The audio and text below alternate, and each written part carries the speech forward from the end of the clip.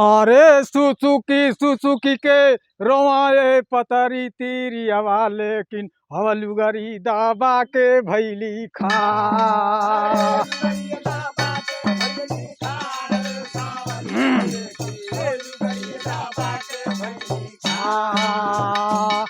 तो लुगा ले लिया झूला ले लिया चले लिया कोहाई के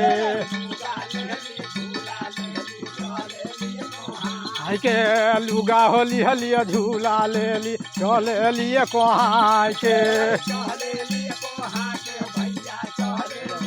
हाय के सावा शेर कलीट ले ली काखी दर दबाई के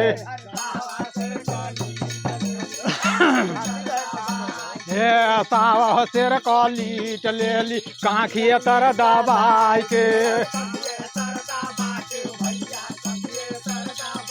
के धावल धूपल पहुँचली ठीक दोपहर के के धावल धूपल पहुँचली ठीक दोपहर के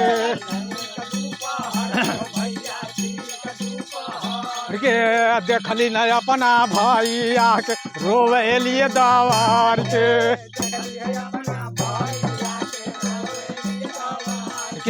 देखलिए अपना भैया के रोवेलिए दवार के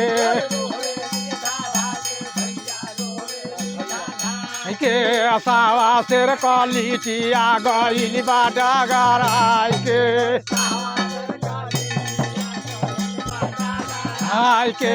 सावा शेर कलिटिया गइली बाडा गराई के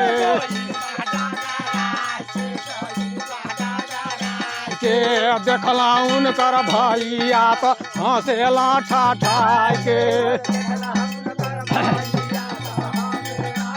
हाय के अरे देखला उनकर भैया तो हंसेला न ठाठाई के